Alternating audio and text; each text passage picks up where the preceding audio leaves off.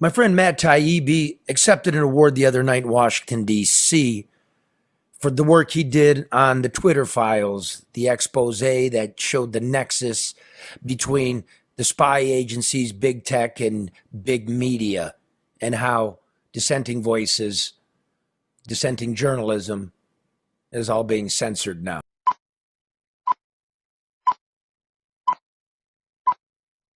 My friend Matt Taibbi accepted an award the other night in Washington, D.C.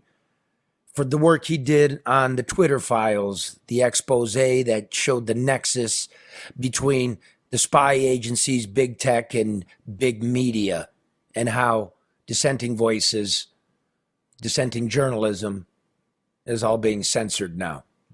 He said, "I believe journalism began to lose its way when we lost touch with what it is we actually do. This was once more a trade than a profession. Reporters reflexively looked at things from the perspective of the general public because they were the general public. They identified with cabbies, nurses, teachers, plumbers, hardware store owners, because that tended to be where they came from. They once thought people who couldn't afford K Street lobbyists, the people who had the least representation, needed the press the most. Those audiences tend not to want special treatment because they're not getting it. They'll settle for the truth. You get that for us, we'll buy your paper. That simple deal made things easy. The story's the boss. We were supposed to follow facts wherever they led, publish anything true, and not care who was offended by it. Beginning in the 80s and 90s, journalists started imagining things from a different perspective. After all the president's men, it became fashionable career choice. More reporters started coming from Ivy Leagues or thinking they came from Ivy Leagues, which in itself is not a bad thing. But a change took hold. Journalists were soon the same people socially as those they were charged with covering. They'd gone to school with aides to presidential candidates, intelligent analysts, and Wall Street bankers. Unlike the broader audience, these people did expect a certain kind of coverage. We started to see a string of stories from their perspective telling us how hard it is to run a country, how hard the choices are.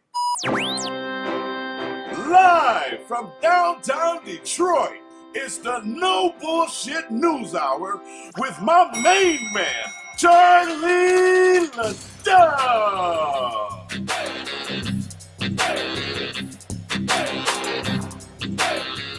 Na na na na na na na na. The bullshit!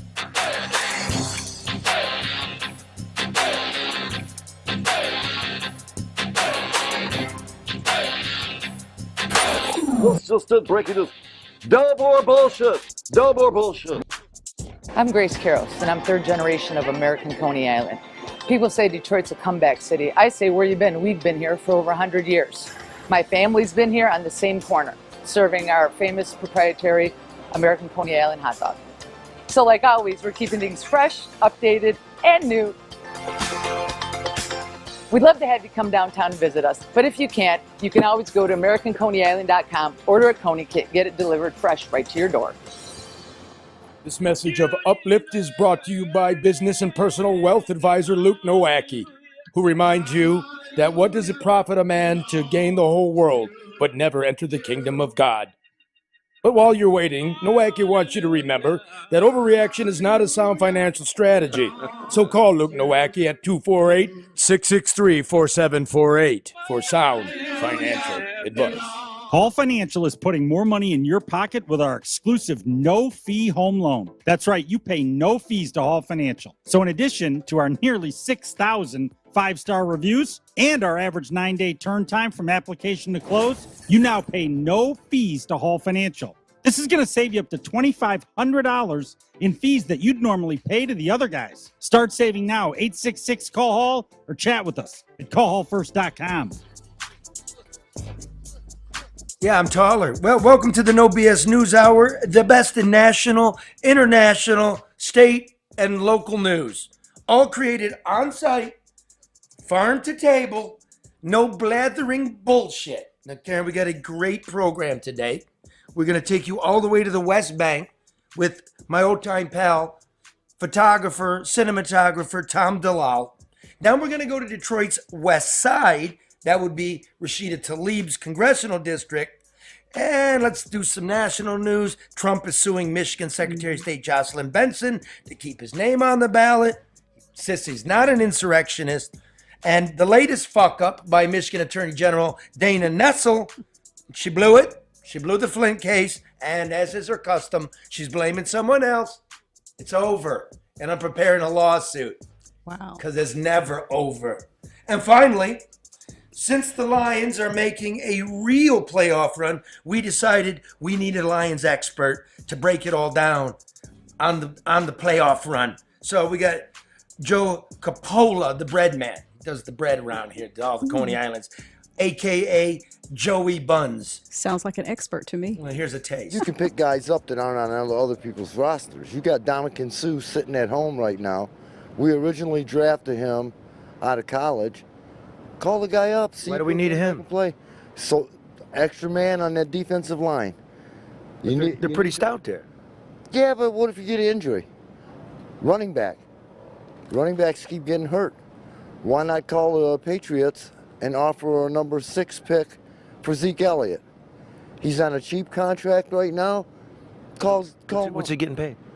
It's like $500,000. How the fuck does Joe know Zeke Elliott's getting paid? Come on, man. Get out of here. The bread's getting stale. Yeah, that's the way it is. You gotta know what's going on out there. Man, you got to know what's going on. But how do guys know that? I mean, most guys know everything, stats, salary. I mean, how do you all remember that and you can't remember if you send you to the store for something? That's why. I don't know. Is that why? I wish people pay attention to the state, federal, and local budgets There like you that. go. But hey, That's true. That shit's boring because I like how he says we. Yeah, You know what I mean? We like to be. Included. I'm guilty of that. I don't like to be we when I'm covering shit, but Joe's going to break it down for us every week. And there's a bye next week, and as you'll see in his report later, it's a good thing.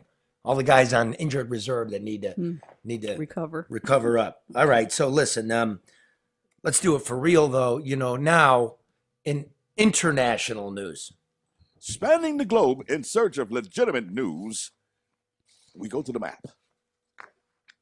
right there is our high-tech LED map paid for by Luke Nowacki and every other support of this program. Right in there is our next guest, Tom Dallal, world-class photographer, cinematographer, and an old friend covering the Israeli Hamas war and possibly Hezbollah. I think he's in the north. Hey, Tom, how you doing, brother? I'm good. Thanks, Charlie. How you doing? Dude, you told me you had like super Israeli internet there, and I can't hear shit. I can hear you so clear. The video seemed to be a little delayed. But can you hear me okay? Yeah, good. All right, man. So you're in the north. So we're probably, I don't know, 60, 50 kilometers from the Lebanese border. From Haifa, you can actually see on a clear day, you can see up past Acre. What's the mood in the north before we get to what's going on in the Gaza Strip? So the mood in the north, I think like the mood pretty much everywhere here is a little grim. People are, Palestinian citizens of Israel are kind of terrified. They feel very vulnerable, and they always have felt vulnerable. They've gone through phases where they feel a little bit less vulnerable, but you're living in a place where, you're a small portion of the population that was here pre-48, 20% of the population now, but you're living among the people who took over your country, right? So that at a time like this, where people are very, people in the political echelons within Israeli politics are expressing very openly, very virulently hateful sorts of speech, and you're a tiny minority here, and you don't have, any faith that the police or anyone's going to protect you, you're very vulnerable. Now, Israeli Jews also feel very vulnerable because they've been attacked in a way that I think nobody, Jewish, Palestinian, or otherwise, anticipated, and everyone was shocked and surprised. And for them, I think it's particularly troublesome because it's not something they ever could have imagined would happen. They believed that their military could protect them from anything, and then it turns out that the people who attacked them kind of did it, with bubblegum and house fans. I mean, relatively speaking, I mean the sort of the technology at work on the other side. There's disparities. Let's just say, like huge paragliders and mopeds, and that's what you're talking. That kind of technology. Exactly. And dropping, apparently, the Times reporting, they said that these guys dropped explosives from consumer drones onto these $1 million remote cameras and communication systems and knocked them out. Really just shocking for people, for Israeli Jews in particular, but for people in general here. It's like, wow, who are these people and how did they do this? Now the question So is, anyway, just to stay up in the north there for a minute. I mean, is Hezbollah making moves? Different entity, right? Is the Shia militia in Lebanon, but with ties to Hamas. And you were in Ramallah yesterday as well, the de facto capital of the West Bank. What? Because you're a northern guy there, what's going on? Any movement? Any forces from the West Bank making noise? Okay. Is it? Do you got a feeling it's going to widen from the north? So most definitely, my sense has been from the beginning of this whole calamity that the Northern Front is something that will project this thing into a completely different dimension, among other things, because it will begin to much more seriously involve a lot of other American interests other than Biden trying to get himself reelected, out trumping Trump on, Israel right or wrong.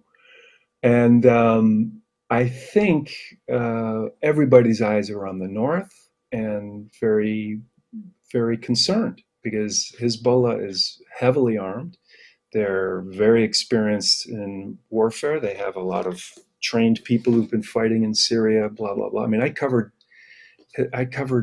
war up there in the summer of '93 and was shocked at how organized and well organized they were in keeping the media away from them and having everybody in the South sort of working to protect their interests there.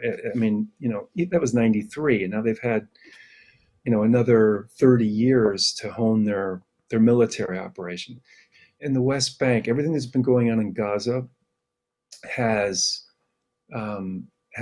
allowed. There's an excellent story by your old colleague Gettleman in the Times today. He's the best covering this. Yeah, I mean the bottom line is that the Palestinians in the West Bank are they're extremely concerned about everything that's been happening since this last government came in, because the security czar in Netanyahu's government is basically a Kahanist. The Minister of Finance is an extremely right-wing, Smotrich, extremely right-wing.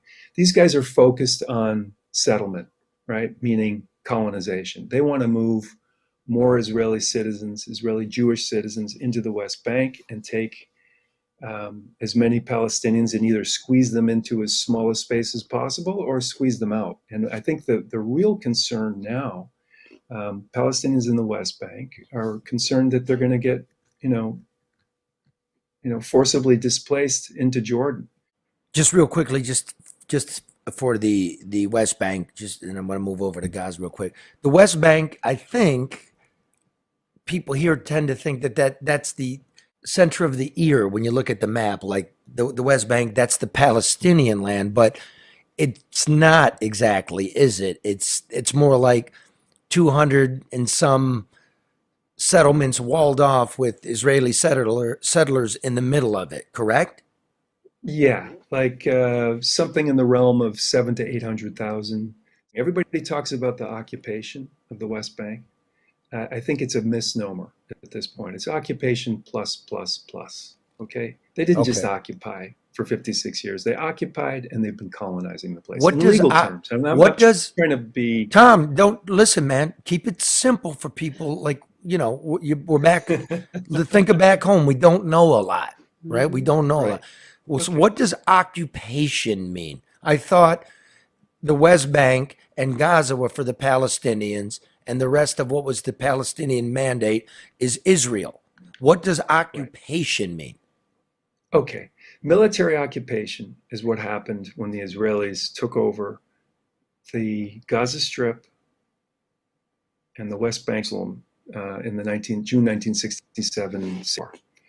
What it requires of an occupying power, it's not on its face illegal. Okay, occupation is there are rules that govern it. Occupation is supposed to be temporary. Now, an occupying power, as the Israelis are, is required, to cut it really short and sweet, is basically required to act as a custodian while they're acting as sovereign. They are not. Let me pause you right. That's good. Okay, we got that. Okay, so legally, by international law, yes, the Israelis are considered legal occupiers of the West Bank and Gaza Strip. Simple yes or no. That's correct. That's correct. That's correct. So now, taking that's really interesting. So the UN came up with the two-state solution. There were divisions. The 67 war comes, and Israel jumps all the lines for their safety, as they would say. And now they're still there. So now they're legal occupiers. I want to play you a clip. I think from Russia Today, was it?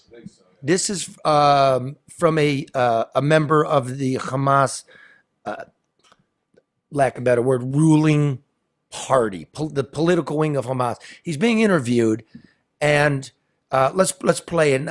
If it's not being translated in English, I will read it. Okay. So the reporter asks, many people are asking, yes, since you've built 500 kilometers of tunnels, why haven't you built bomb shelters where civilians can hide during bombardments? He says we've built the tunnels for protecting ourselves from being targeted and killed. These tunnels are meant to protect us from the airplanes. We are fighting from inside the tunnels. Everybody knows that 75% of the people in the Gaza Strip are refugees, says the Hamas spokesman. And it is the responsibility of the United Nations to protect them. According to the Geneva Convention, it is the responsibility of the occupation to provide them with all the services as long as they are there. So what he's saying, the Hamas spokesman to the reporter, is we built tunnels for our army. We're not responsible for protecting the Palestinians, who Hamas is and who they're hiding amongst. It's not their responsibility. It's the United Nations and it's Israel's. With thinking like that, Tom. So look, I think, Charlie, is a strict legal matter. If the occupying power, an occupying power is an occupying power because it exercises what's called effective control. They control the borders, they control the airspace, they control anything that comes and goes, they control the waterways around the land. Basically, Gaza is like a giant closed, it's like an open air prison, okay? Putting aside Hamas, if you're an occupying power, you have enormous responsibilities to protect the civilian population occupying, okay? That is absolutely clear as the day is long in international law. That's the law of occupation. Now, why is that? This gets back to what I was saying before. An occupying power has to bear all these responsibilities so that it has to get the fuck out because it can't afford to continue doing it, right? This is designed into the policy. Okay, you want to occupy this place? You know, you kind of, it's kind of like you broke it, you bought it, you occupied it, you got to take care of it. You have to provide, you know, what's, you could summarize as a standard of good governance. You have to abide by that. Now, that's what the law says. Okay, let's get to, that's the law. Now we're in the reality. Yeah. One morning, 1,400 Israelis get butchered in their bed. Me, I'm looking at it like that would be 6,000 people dying on 9/11. I'm not standing for that. We're going wherever Osama bin Laden is. Forget the fact that we do the illegal war in Iraq and kill 500,000 people, but I'm doing that. On the other side, you've got just naked, exposed Palestinian people, 8,000 of them, losing their lives, and there's going to be a lot more once they get to Gaza City. Just tell me from your heart, man. Not from the politics and the law and the history and you being a Palestinian American and having feelings. Is there any way but all or nothing? Like, Biden can't have it both ways. He says Israel has the right to defend itself and sends ships over there, and then he's asking for, a drawdown, pausing, humanitarian efforts. Is there? Are we just in for death here? I think we're in for death here. We're already into a lot of death here. I think that viewed from here, I think Biden's stance has been ridiculous and completely un-American presidential. If you look at it historically, explain. Explain how it's ridiculous and unpresidential. Okay, so clearly, the Israelis are going to react, and they're going to react with extreme prejudice. I mean, we know that. That's what happens when horrible things like this happen. Okay, now as a third party outside of the immediate conflict, the role I would expect any American president to play, not to pour gasoline on the fire and to effectively enable even a more vicious response, to calm the situation. That's in Israel's interest. It's in the Palestinians' interest, and especially it's in the interest, okay, to sit half the American military between the Mediterranean and the Persian Gulf. Okay, are you still there, Charlie? I'm here. Yeah, I'm fascinated.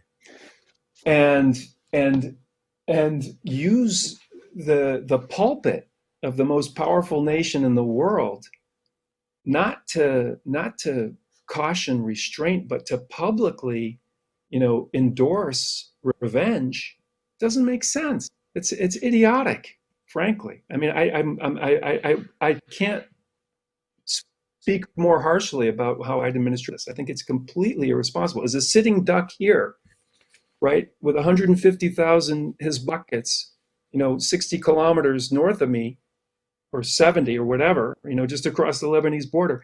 Really need the American president to be, like stirring the pot instead of in the situation? Let me throw it in here. Israel's going to do what Israel's going to do, and it's going to react as it's going to react. And I don't know if I would react any differently. Growing up in Detroit and being very close to Palestinian people, having some Jewish blood of my own, it's very complicated. But I must agree with that. I find it sophomoric almost. If you look at 9/11, we did what we did, but you didn't see the Israelis paratroop into Damascus or into Baghdad. You see what I'm saying? Yeah. Now we're in something we can't get out of. And now they're trying to figure out a middle ground that doesn't exist. I mean, look, usually. Am I wrong there? No, listen, I'm a dumb American. We're dumb. We're thick. Did what I say make sense to you there? What makes sense? Yes, in a way it does, Charlie. I think the bottom line is that what role that the United States needs to play here is a role that will diffuse the situation in its own interest. Okay. We're not here to start World War III with Iran, for us or for anyone else. It doesn't make sense. I don't think there's a win in that for anybody. Okay, it's a big country. It's a country that's fought a lot of wars. It doesn't seem wise to me. We'll leave it at that, man. The connections are getting rough now. I know it's late there. Would you do us the honor of, like, coming back in future days? Anytime. And you promise to look after yourself. I know you're a madman. Yeah. I'm happily home. I had a real hard time getting back home last night. Israelis weren't letting us cross back into Israel from the West Bank. Because we're 4 European journalists. We've all got press cards that would let us cross 3 different checkpoints. I mean, it's a horror show. All right, man. Be safe. God bless you. Thank you. Thank you, Charlie. Thanks for having me. Yeah. Oh, yeah, man. Cheers. Tom Dallal, one of the world's great photojournalists. I'd like to see some of his work while he's over there, Charlie. That would be interesting to share. Yeah, we'll get it. I mean, just, images speak a lot. They're quite powerful. Yeah. We'll bring it a little closer to home after a word from XG Service Group. Well, when it rains, the power goes out. And when the power goes out, the internet goes out. When the internet goes out, I call my friend Matt and Bernie at XG Service Group. Look at Bernie here on his hands and knees, giving it everything he's got. Look at that man crack. So busy, he forgot to wear a belt. There's Matt right there getting the board together. That's 734-245-4100 if you need Matt and Bernie to come take care of your voice over internet, your security cameras, off-campus access control, Wi-Fi, and cameras for homes and business. They'll design it for you. You got restaurants, they do drive-through systems, railroad cameras for public safety, total wireless camera systems for your home and business. Yeah, that's right. Call XG Services at 734-245-4100. I'll say this about what's going on in the college campuses. Freedom of speech, absolutely. Rashida Tlaib and carrying on and propagating bullshit that Israel bombed the hospital in Gaza. I'm glad that Congress didn't censor her. Yeah, that's what's great about this country. But I will say to the young people on the college campuses, you can feel how you feel. Do not intimidate people. And if you want to know something about your home country, then consider what's been done to the Native American. You still live on occupied land. Treaties have been signed. They have not been honored. You are occupiers. If you want to learn something, if you want to help someone near you, start focusing on that. How about that? Okay, now, I don't want to get into the big Washington debate, but, I'll talk to anybody, you know what I mean? CNN calls sometimes, I do it. Fox calls, and, Rashida Tlaib is making some chops out there. It's the only Palestinian American out there. Can be very useful for international discussion.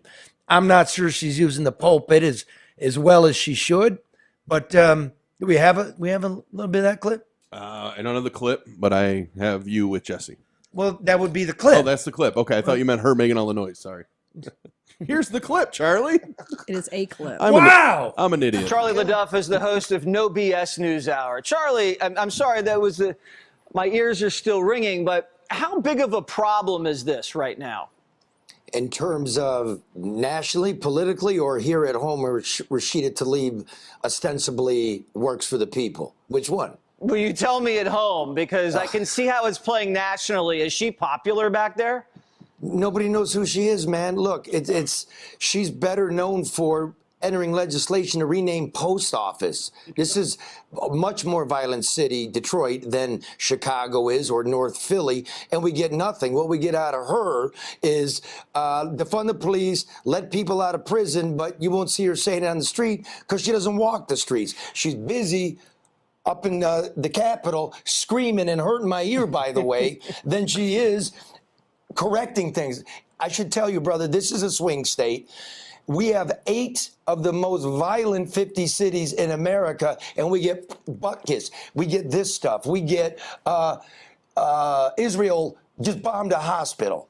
No leadership there. No be calm. Let's find out what happened. Lead. Try to get this thing tamped down. No, we go on the steps and we blame the Israelis. It looks like it may be Hamas. Probably. I'm not going to say. But where is that? We're not having that. We're not having any rational discussion. So she's focused on violence in Gaza, and she doesn't give a lick about violence in her own district? Not that I can see. And look, I knew her father. He's a good man. You know what I mean? He's like a good new American. And he called me up and called her a nut. All I know about her is she cheated on her property tax 3 times and never paid the city back. Rashida, pay back the taxes. But I grew up with Palestinians. This is an Arab center of America. There are points to be made. War should stop. But this is not the way to get it done. And she wouldn't come on my show last night because she was busy brokering a ceasefire in the Middle East. That's how you broker a ceasefire. Yeah, she's not brokering a thing. Are you saying that Tlaib's father told you that his daughter's a nut? Yeah, he told me she's a nut, she's a scam, that she didn't live at the address she did when she was running for office. He called me up out of the blue. I called her up and say, hey, your old man called me. What's going on with that? She goes, well, he abused me. And I'm like, this is nuts. This family's nuts, man. And so now you get to see what we live with around here. All right, well, good luck in Detroit. I remember a couple years ago, you took me down to a tour of Detroit, and you were basically the mayor there. So maybe you should run for her seat. Why? I get along with everybody. I don't need that seat. That's right. Once you're in office, everybody hates you. Charlie LeDuff, thank you so much. That's good. That's good and accurate. So, okay, Rashida Tlaib, the congresswoman of the 12th District of Michigan, which Southfield, large Jewish population, Dearborn, large Muslim population, Westside, Livonia, and all that is, you know, a Christian population, white Christian, but it's one of the poorest in America. That's true. And it encapsulates the west side of Detroit. So we thought we'd send Red there to see if anybody knew who their congressman was. This is what he came back with.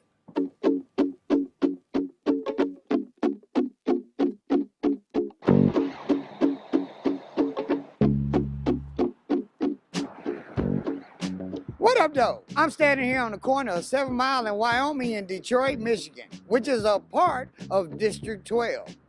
Also, we have Dearborn, which is mostly our Arab Americans. In Southfield, we have a large Jewish and Middle Eastern Indian community. In Livonia, we got the good old average Joe the plumber, or white guy, as you would say. And in Detroit, we all know it's mostly my black brothers and sisters. And all these cities make up District 12, which is the country's second brokest congressional district. And who represents that, you may say? Do you know who your congressperson represents? Don't even know. No. I do not. Not really. I believe it's Tlaib. I'm not certain. Okay, you actually are right. It is Rashida Tlaib. And while they're trying to send almost $100 billion in foreign aid to Israel, Ukraine, and others, we're still sitting here waiting on her to represent us. But what is she on TV doing? We are literally watching people commit genocide and killing a vast majority just like this, and we still stand by and say nothing. We will remember this. But all of you, you need to know, I swear to God, Allah, you are on the right side of history. Do you think she should be crying and hysterical over what's going on over there? Crying and hysterical about what's going on here. I wish she would put that emotion towards helping us right here at home. So the crying segment on the television, hey, do a little bit more crying for us. Exactly. Have some more empathy for your own right here at home. You got to handle home first. So what I would say to her is take care of your bedroom and then lead out into the community. She needs to address these issues, what I'm talking about, because here in the city of Detroit, everybody's going through this problem. Every time I clock in, I'm giving the government more money to blow more shit up over there. And that's not my problem. I just want to work and go home. They need to get their shit together because I'm not with it and I'm upset about it.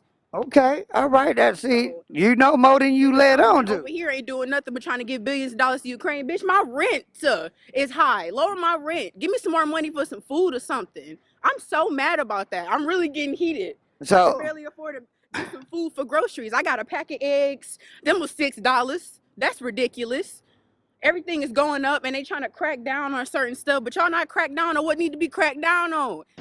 Now, you say you cut the district so you get to see the neighborhood nook and cranny. If you had to tell Rashida Tlaib What would you tell her she needs to be focused and worried about? She needs to be focused and worried about her people that's here, not people overseas that we don't know nothing about. She's making a statement for those people. Make a statement for us. Let's get us together. How can you help somebody when you ain't helping your people? So it's a lot of neighborhood people that complain about how she's not even attending the neighborhoods the way they should. They more or less worried about everything else besides what's going on right here where we at. And that's not right. I have to agree. You heard that, Rashida? That's not right. Your district say where you at. You ain't giving a damn.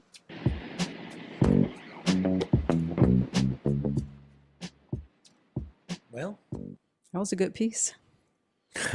But that young lady, I think, spoke for a lot of people that may not have the opportunity to. I mean, people are struggling, and they do. I don't think people are less compassionate about what's going on at the international level, but I do think that people want to feel like, okay, you care about us too, and that goes for congressional representation, presidential representation, state representation. Everybody wants to do what appears to be politically correct, but they're not doing what they're supposed to do in the positions that they were elected to. You mean the hard shit? Yeah, the tough, the what they're supposed to do. Like, you know, like everybody's going to start passing out turkeys in a minute. Like, we're not focusing on what should be focused on. They're just not. Post office got a new name.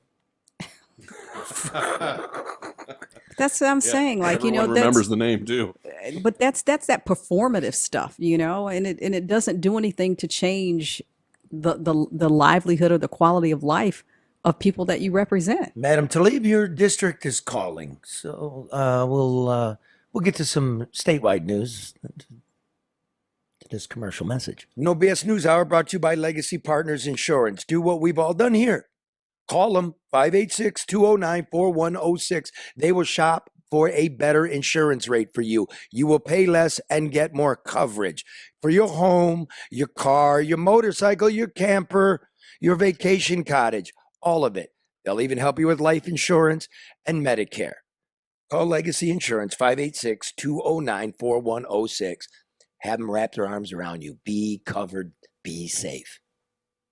Oh, that was cute. Thank you. Thank you. You ought to do voiceovers, Charlie. We're not top 200 in America for nothing. Eat your heart out, Jake Tapper. Because now we go to statewide news. Music? That was very good. Spanning Mark. the state. Fucking crap. You ought to do jingles. Gonna get Brandon in here, me. Please. Didn't we just cut a whole bunch of shit? Yeah, but nothing for statewide. We just hit something. Okay. Just to prove you can press a button. Oh, I can press Yeah, lots go. of buttons. There you You go. fix Just it in press Say a what? button. There you go. There you go. All right, look now. Dumbass. Hey, I don't What? like that. That was for you. Is it? I don't like got that. a LeDouche in there? Charlie LeDouche. You got a LeDouche? Don't say that. Somewhere. See, fucking, and you know, it'd be nice if like we got some as attention as like all the other shows you do. It's like I got it somewhere. Shit. Yeah. Look, there you go. That's pretty good. Yeah, that's pipe. Shit. All right, look. Who wake up, Mark? Look at it. He's right. What else you got, Mark? Damn. This is good. Yeah, well, yeah, take us through. Take us What through else the do you roll of have? it. That ain't funny. That's good. That sounds like some bullshit. There you go. Now wait a minute. What are you doing? Like This is what I was looking for. Charlie LeDouche. Karen dumbass. Oh, hey, tell him up. I'm give offended. it. Give it to me again. Hit me again. Charlie LeDouche. Karen dumbass. Welcome to the LeDouche and Dumbass Hour. All right.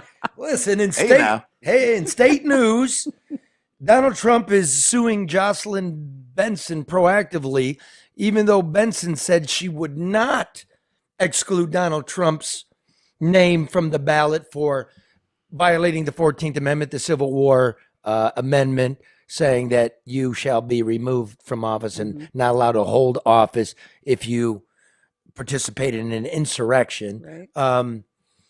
Donald Trump proactively is trying to stop her from doing that, which is all very interesting to me and actually quite boring. But I would say to Madam Benson, the Secretary of State of Michigan, can you please take Janet the fuck off the voter rolls? Again, I've gotten Janet's been on the show, and she's passed very liberal, living in Texas, used to live in my house a quarter century ago. I got absentee ballot applications. They sent me her voter ID card. I sent them back, right? I called the clerk, returned to sender. She's gone. You could actually steal her identity, Charlie. I mean, if you have 2 pieces of identification, you could actually go and create everything that you need to be Janet. I could take her voter ID card, change my gas bill into her name, and then get her Social Security. This is so fucked up. I keep telling you, Janet wants to be removed from the rolls, and yet what did I get? There's an election Tuesday, and Janet, to my house, got sent important notice, early voting schedule. Here are your options. Now, we called Janet. She'll come on this. She's very busy this week down there in Texas. You know what I mean? A lot of things going on in Texas, which we'll ask Janet about. But take Janet off the rolls. The law says 2 election cycles, 2 federal. That's a congressional, and that's a nationwide. This should have been done in 2020. But if she's been gone for over 20 years, it tells you. Yeah, but that makes people question the integrity of the process. Now, it's not about fraud. It's not about any type of deliberate, but it does make you raise a brow about the integrity of the process. Why give them a reason? Yeah. Like, I stand firm what went on at TCF 2020. Right. There was no fraud up in there. But why give people a reason to think so? It's so unfair, and that's your job, and you asked to be reelected. And I told you a bunch of times, I'm telling you now, take it off. And I don't want people to say that that's personal, because you've actually given her credit for increasing efficiency at the Secretary of State's office. So it's not about a blanket criticism. It's about this one particular thing. That's true. But as Matt Taibbi said it, you know, to quote his words at the top of the show, I don't give a shit. It's true. It's true. It's a story. It's a story. Everybody want to whine and snivel and you're being mean to me. I don't give a shit. But I want people to pay attention. Nowhere. I know, but I want people to pay attention. And it's not always the best to just mix up things. Just pay attention and focus. Yeah, in my country first. Yeah, but it's the same thing. Native American. But it's the same thing that you just said a few minutes ago. She has to pay attention to what's going on here. Everybody's afraid of a Charlie planet. I wonder why. Yeah, that's what you can't handle it. Can't handle I it. agree with that. So what happens when the world comes together? That's what you get. That's not a bad thing, though. Yeah. No, I used to protest on college campuses. Did you? I beamed Edwin Meese, the former, Secretary of State? Yeah. Under Ronald Reagan? I don't know. Yeah, man, he's coming to Michigan Law School. I'm like, I don't got nothing against Meese, but shit, I'll hit him in the head with a snowball. Hey, power to the people. CIA off the campus. What's going on? Yeah, man. Oh, boy. Yeah. All right. Now, in latest in Dum Dum Dana news. Dum dum dum dum. Dum dum dum dum dum. Dum dum dum. Dum dum dum dum Dana. She blew it. Again? It's over. She blew it. For the 3rd time, she's appealed to the Supreme Court, a ruling from the undercourts. This time, they threw out Governor Rick Snyder's misdemeanor that she came up with for the Flint water poisoning. They dismissed it without hearing her argument. 3rd time in a row. We don't want to hear from you, dum-dum. Don't even want to hear from you. So what does Dum-Dum do? Dum-Dum again blames the Supreme Court. The people need to know. The people already know. There was a great case being built. You killed it when you came into office because the former administration, Bill Schuette, the Republican, had put in an investigative team that you had a problem with way back in your days in the Wayne County prosecutor's office. You were jealous of the investigator. You got rid of it. Flint got no justice. You killed it. You restarted the investigation, came up with the very same charges, except the serious financial ones, dropped the racketeering investigation. Supreme Court threw it all out because he used a one-man grand jury, a judge, to investigate, weigh the evidence, come up with a suggestion for charges, and then charge. A judge can't do all that. That's where we have executive wing, which would be the prosecutors, the legislative, right, which is Congress or the state legislature, and the judiciary. The judiciary does not get to be the executive, i.e. the prosecutor. Dumb. But shouldn't she know that? Right. So here's really what happened. When you're dumb and you don't have a lot of experience, when you get to the big leagues, you got voted homecoming queen. You know what happened? Real lawyers showed up. Real ones that win cases in the United States Supreme Court. Ones that have actually, the investigators who put the Gambinos behind bars, Trafficant behind bars, Kwame Kilpatrick behind bars. They know racketeering. They know financial crimes. You don't. Flint gets nothing. So I'm preparing the lawsuit. You said you officially announced you're dropping all charges, or you're not dropping them. The investigation's closed. Now that the investigation's closed, I want the documents that the preceding investigative team left for you on your desk that you didn't look at. It's now a closed case. I want them because those documents spell out exactly where this was going. And then we're going to find out why you couldn't get one jaywalking ticket. A city of 100,000 people was poisoned. Untold dozens of people died. And you couldn't get anything done. Man, that is dumb.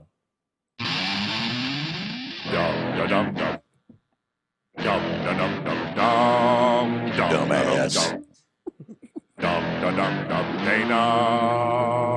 Dumbass. And we ain't done. But the residual impact of that can go on for generations. And so these people are just left with nothing, no justice, no interest, no support, no nothing. A couple $100 check. Pretty much, because the lawyers got all of it. I mean, so what does that mean? Lawyers already got their check. When the people getting their check? That's what I'm saying. That's where all the money went. But so what happens to the people of Flint? Nothing. Fuck Flint. You're done. Nobody cares. It's over. I care. Put so much time. I finally shredded those buckets of documents.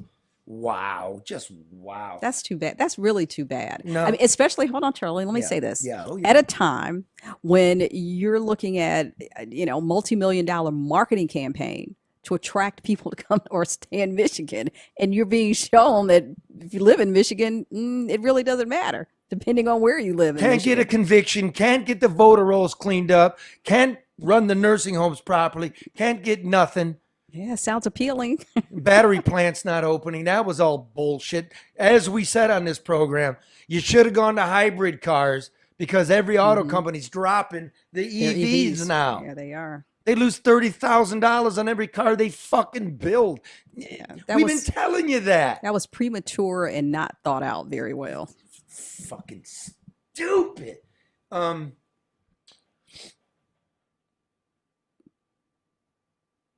Joey Buns on the Lions, brought to you by ADR Consultants. ADR Consultants, experienced overseeing more than $250 million in public and construction projects since the turn of the century. They're competent. If you want to reduce your costs and increase your bottom line, you want to cut the red tape, you're going to need somebody that knows how to navigate it. That would be ADR Consultants in procurement and government compliance and information technology. ADR, smart. Get the job done right, on time, on budget. 248-318-9424. Call Barry Ellentuck for a free consultation. Nice commercial. I know. You should do voiceovers. I know. Thank you very much. Thank you, dumbass. Say what? All right. Now, in sports, we have the Lions are doing so well. We have a new director of football analysis, known as given name, birth name, Joseph Coppola, like Coppola. Mm-hmm. Yeah, like no relation, probably. Sure. Unless they're from Hamtramck. Oh. Is Francis Ford Coppola from Hamtramck? I think so. Is he? I have no idea. I don't think so. Let's say yes. It would sound Yeah, good. why not? All right. Anyway, It's a fact. Like every Monday. It's even worse during Tiger season because the guy he's sports nut. So without any further ado, the new director of football analysis for the No Bullshit News Hour, Joey Buns.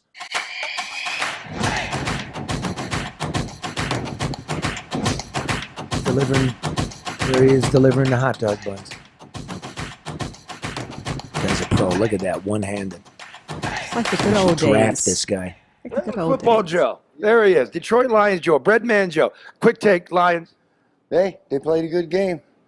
They had every part of the game covered except for the end zone. They couldn't get in the end zone, but they dominated the whole game. If you can't get in the end zone, Joe, They're kicking. you don't dominate. They're kicking field goals. Missing field goals. Missed one. Right. He made a 52-yarder, which was the longest in his career. Which is a college kicker. You're not gonna get to the Super Bowl with that. No, they always needed a kicker. They still need to address that. But he did okay. I mean, he missed the one chip shot. Right. The rest of the game was a good game. And golf with the pick sixes. I don't get it. Yeah, that pick six was horrible. He was trying to throw that out of bounds and never put enough on it. He should have put that into the first row of the stands, not lob it out there to get picked off. Who are you so wise in the ways of professional football? What's your resume? Oh, I just followed the game, played it, Little League football, high school football, and followed the game my whole life. So Come on, the bread's getting stale. Listen, that's a pretty good draft class this year. Oh, it is. Very good draft. Everybody's playing. Everybody's playing and everybody's performing. Go ahead, list them all. Oh, you got Branch. You got Campbell, the linebacker. You got the running back, Gibbs. Dude, he had 189 yards from scrimmage last night. Yeah, 154 on the ground, the touchdown, and then I think it was 38 through the air. Look at that. Is it anomaly? Is this an anomaly?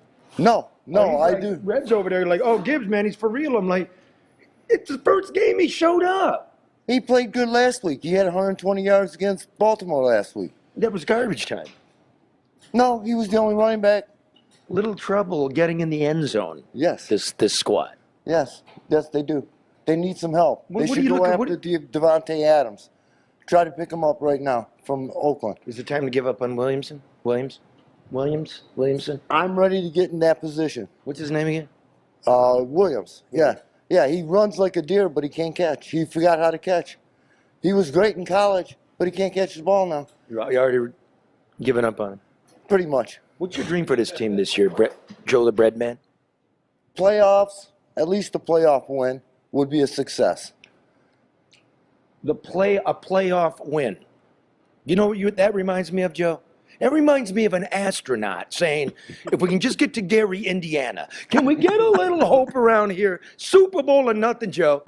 Yes, I agree. I'd love to get to the Super Bowl, but I just didn't expect it from this team at this point. Wait a minute. They're still developing. They're still building the team. I didn't expect them to play this good till at least next year. You said, and they started a year early. You said we. The city of Detroit. Oh. So it's the bye week. Who's on the IR could use a little time off, Joe? Montgomery. He's got to heal his ribs. Let's see, who else is there? A lot of them guys are banged up. The offensive line. Vitae, center. Ragnow. They're all hurt. They all got minor injuries.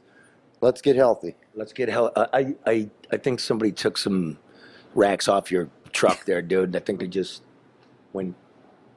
We'll see. Go get him, man. Go run the post, bro. That's great. Somebody get that guy to a Lions game. That's crazy. Charlie, you know as much about the Lions as he does too. I just want to say, the line. Yeah, you know what I'm saying, but I don't.